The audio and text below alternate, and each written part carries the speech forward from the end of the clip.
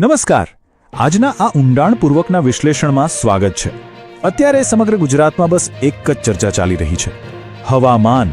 એક તરફ ગરમીનો પારો આસમાને પહોંચી ગયો છે, તો બીજી તરફ ખેતરોમાં વરસાદની ચાતક નજરે રાહ જોવાઈ રહી છે. ચોમાસું આખરે ક્યારે આવશે, ગરમીથી ક્યારે રાહત મળશે અને ખેડૂતો માટે વાવણીનો એકદમ સાચો સમય કયો છે?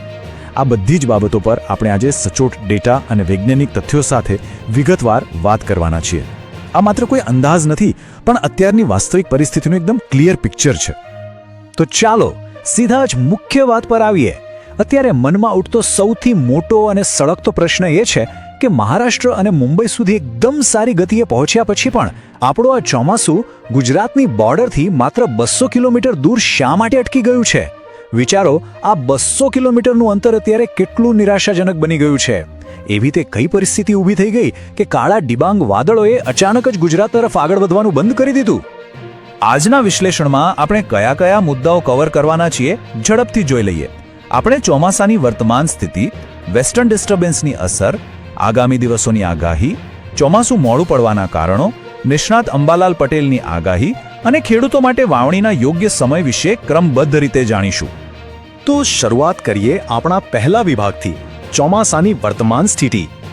દેશના પૂર્વ અને પશ્ચિમ ભાગોમાં અત્યારે હવામાન સાવ અલગ અલગ રીતે વર્તી રહ્યું છે. અહીં આપણને એકદમ આશ્ચર્યજનક વિરોધાભાસ જોવા મળે છે. જુઓ, પૂર્વ તરફ બંગાળની ખાડીની સિસ્ટમ એકદમ સુપર એક્ટિવ છે. બિહાર, પશ્ચિમ બંગાળ અને પૂર્વોત્તર રાજ્યોમાં ભારે વરસાદ અને ભયંકર વીજળીના કડાકા ભડાકા થઈ રહ્યા છે. ત્યાં ચોમાસું બરાબર જામી ગયું છે.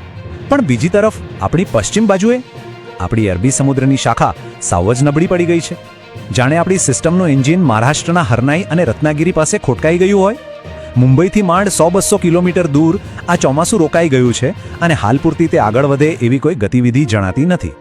હવે જઈએ બીજા વિભાગ તરફ, વેસ્ટર્ન ડિસ્ટર્બન્સ.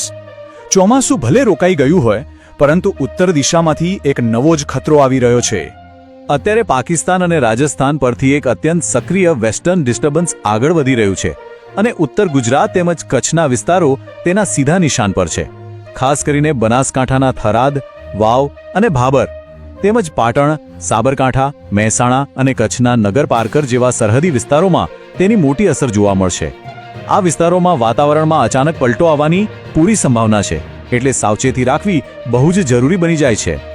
આ આંકડો જરા ધ્યાનથી સાંભળજો. 60 થી 70 કિલોમીટરની ઝડપ એટલે હાઈવે પર દોડતી કાર જેટલી સ્પીડ. આ કોઈ સામાન્ય પવન નથી હોતો. અસરગ્રસ્ત વિસ્તારોમાં આટલી ભયંકર ઝડપે પવન ફૂંકાઈ શકે છે અને ક્યાંક ક્યાંક કરા પડવાની પણ સંભાવના છે. એકદમ વાવાઝોડા જેવી સ્થિતિ ઊભી થઈ શકે.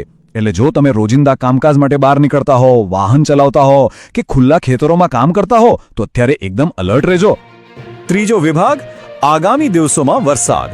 ચાલો આ ડેટાને દિવસ દર દિવસના માઇક્રો લેવલ પર સમજીએ. 12 અને 13 જૂનનું ચિત્ર કંઈક આવું છે. 12 જૂને દક્ષિણ ગુજરાતના સુરત, તાપી અને ડાંગમાં હળવોથી મધ્યમ વરસાદ જોવા મળશે. સૌરાષ્ટ્રના દરિયાકાંઠે વાતાવરણ વાદળછાયું રહેશે અને હળવા છાંટા પડી શકે. પછી રાતોરાત જ વાદળોનો જમાવડો ઉત્તર પશ્ચિમથી મધ્ય ગુજરાત તરફ આગળ વધશે. 13 જૂને નર્મદા અને વલસાડમાં પ્રી મોન્સૂન એક્ટિવિટી વધશે. રાજકોટ અને ભાવનગરમાં છૂટો છવાયો વરસાદ અને પવન રહેશે, જ્યારે બનાસકાંઠામાં ગાજવીજ સાથે તોફાની વરસાદની શક્યતા છે. મતલબ કે માહોલ એકદમ અસ્થિર રહેશે. આ ટાઈમલાઈન આગળ વધારીએ. 14 જૂને સૌરાષ્ટ્ર, મધ્ય અને ઉત્તર ગુજરાતમાં પ્રી મોન્સૂનના છાંટા પડશે. 15 જૂને દક્ષિણ અને પૂર્વ ગુજરાત તેમજ ભાવનગર અને અમરેલીમાં હળવોથી મધ્યમ વરસાદ રહી શકે છે. ત્યારબાદ 16 થી 18 જૂન દરમિયાન પેલું વેસ્ટર્ન ડિસ્ટર્બન્સ ધીમે ધીમે નબળું પડશે અને આખા રાજ્યમાં માત્ર હળવા વરસાદની જ સંભાવના રહેશે. અહીં સમજવા જેવી સૌથી મોટી વાત એ છે કે આ બધું જ માત્ર પ્રી મોન્સૂન છે. અસલી અને સાર્વત્રિક ચોમાસું હજુ શરૂ થયું નથી. ચોથો વિભાગ, ચોમાસું કેમ મોડું પડ્યું? આટલી આકરી ગરમી કેમ સહન કરવી પડી રહી છે? ચાલો એનું વિજ્ઞાન સમજીએ. અરબી સમુદ્રમાં જે સિસ્ટમ બની હતી, જે ચોમાસાને ખેંચીને છેક મહારાષ્ટ્ર સુધી લાવી હતી, તે અચાનક જ પૂરેપૂરી પડી ભાંગી અને પરિણામ આપણે હવે 48 થી 72 કલાક સુધી આકરી ગરમી અને અસહ્ય બફારાનો સામનો કરવો પડશે. આપણે સૌ જાણીએ છીએ કે ગુજરાતમાં ચોમાસું બેસવાની સત્તાવાર તારીખ 15 જૂન આસપાસ હોય છે, પણ સિસ્ટમ જ વિખરાઈ ગઈ હોવાથી આપણે આ તારીખ નિશ્ચિતપણે ચૂકી જવાના છીએ. હવામાં ભેજ તો છે, પણ એ વાદળોને આગળ ધકેલનાર કોઈ જ તાકાત બચી નથી. તો હવે ચોમાસું આગળ વધશે કેવી રીતે? આખી પ્રક્રિયા એક સાંકળ જેવી છે. પહેલા તબક્કામાં અત્યારે જે ભારે ગરમી અને ભેજ જમા થઈ રહ્યો છે તે વાતાવરણમાં એક મોટું પ્રેશર ઊભું કરશે. બીજા તબક્કામાં અંદાજે 22 જૂનની આસપાસ બંગાળની ખાડીમાં એક નવી અને મજબૂત સિસ્ટમ તૈયાર થશે. અને છેલ્લા તબક્કામાં આ નવી બનેલી સિસ્ટમ વાતાવરણના ભેજને પશ્ચિમ દિશામાં એટલે કે સીધો ગુજરાત તરફ જોરથી ધકેલશે. બસ આ દબાણને કારણે જ પેલું રોકાઈ ગયેલું ચોમાસું ફરીથી એક્ટિવ થશે અને બાકીનું 200 કિલોમીટરનું અંતર કાપી લેશે. પાંચમો વિભાગ, અંબાલાલ પટેલની આગાહી. ચાલો આવનારા અઠવાડિયાઓ પર નજર કરીએ. હવામાન નિષ્ણાત અંબાલાલ પટેલની આ ટાઈમલાઈન બહુ જ અગત્યની છે. 13 અને 14 જૂને દરિયાકાંઠે વરસાદ અને ભારે પવન રહેશે. 16 થી 18 જૂન સુધી આ પ્રી મોન્સૂન ચાલુ રહેશે. પણ આપણા માટે સૌથી ક્રિટિકલ સમયગાળો છે 23 થી 28 જૂનનો. આ તારીખો બરાબર નોંધી લેજો, કારણ કે આ સમય દરમિયાન જ સાર્વત્રિક અને મજબૂત વરસાદની આગાહી છે. એટલું જ નહીં, આ સમયગાળામાં કોઈ વાવાઝોડા જેવી સાયક્લોનિક એક્ટિવિટી પણ જોવા મળી શકે છે. આ જ એ નિર્ણાયક સમય છે જ્યારે આખા રાજ્યને સારો વરસાદ મળવાની પૂરી અપેક્ષા છે. અને હા, જુલાઈ મહિના માટે દક્ષિણ ગુજરાતને લઈને એક બહુ જ ગંભીર ચેતવણી પણ છે. ડાંગ, આહવા અને નવસારીમાં અત્યંત ભારે વરસાદ થઈ શકે છે. સૌથી મોટી વાત એ છે કે પડોશી રાજ્ય મધ્યપ્રદેશમાં થનારા ભારે વરસાદની સીધી અસર દક્ષિણ ગુજરાતમાં જોવા મળશે અને કદાચ પૂર જેવી પરિસ્થિતિ ઊભી થઈ શકે.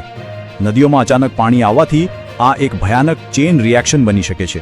એટલે તંત્ર અને સ્થાનિક લોકોએ અત્યારથી જ આ અંગે એલર્ટ રહેવું પડશે. છઠ્ઠો અને સૌથી અગત્યનો વિભાગ, ખેડૂતો માટે વાવણીનો સમય.